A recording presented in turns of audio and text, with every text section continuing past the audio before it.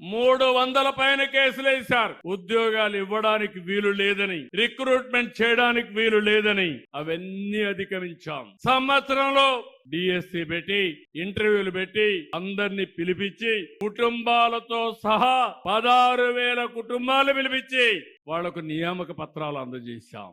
1 year అయింది. ఉద్యోగాలు చేస్తున్నారు, పిల్లలకు బాగా చదువు చెప్తున్నారు.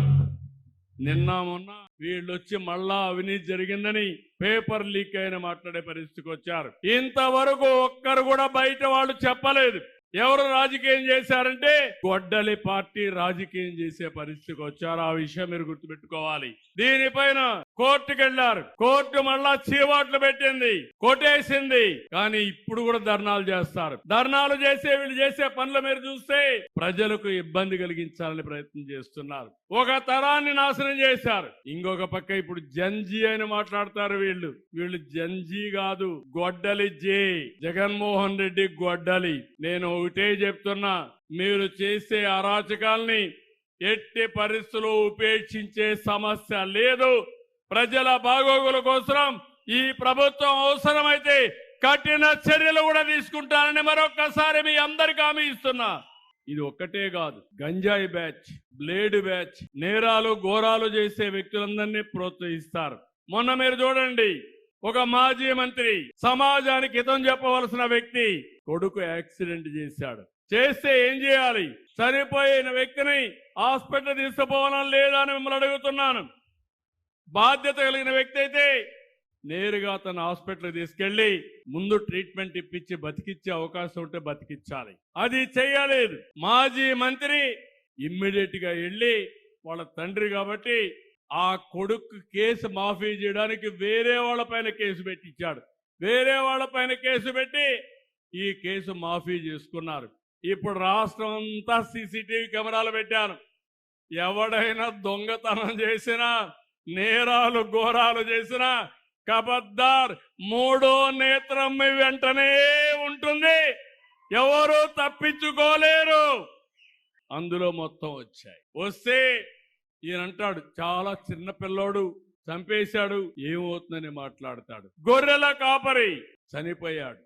చనిపోతే 44 ఏళ్లు చనిపోయాడు. దానికి పెద్ద సమస్య ఏంటంటాడు. మీరు ఒక్కసారి ఆలోచించుకోవాలి. మానవత్వం ఉండాలి, మనుషుల్లో ఆలోచన విధానం ఉండాలి. మొన్న దానిపైన చూడడానికి పోయి రోడ్డంతా స్తంభింపజేస్తూ వెళ్లారు. విశాఖపట్నం నుంచి 1 గంట జర్నీ, 7 గంటలు వెళ్ళారు. అక్కడ ఒక పోలీస్ ఆఫీసర్, ఒక మహిళ, ప్రజలను కాపాడవలసిన మహిళ, కాకి బట్టలు వేసుకున్న మహిళ. గవర్నమెంట్ వీరికైతే ఒక వెపన్ కూడా ఇస్తారు, వాళ్ళ ఆత్మరక్షణకే కాకుండా ప్రజల్ని కాపాడడానికి. అలాంటి మహిళ పట్ల అసభ్యంగా ప్రవర్తిస్తారు. మనుషులు మామూలుగానే మహిళను ఎవరన్నా టచ్ చేస్తే మనం అందరం కూడా చాలా కోప్పడతాం. అవునా కాదా అని అడుగుతున్నా. వెకిలి చేష్టలు చేస్తారు, ఇష్టానుసారంగా చేస్తారు. కడానావిడిని మాప్ చేసేసి ఇష్టానుసారంగా అసభ్యంగా ప్రవర్తిస్తే కనీసం కండెం చేసే పరిస్థితి లేకుండా పోయింది.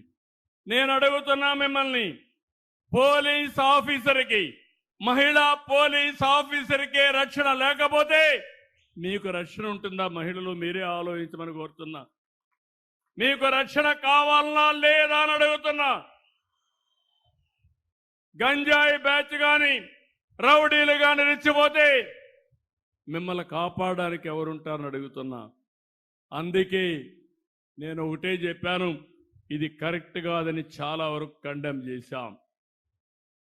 ఈ 2-3 సంఘటనలు మీకు ఎందుకు చెప్తున్నానంటే ప్రజా చైతన్యం చాలా అవసరం.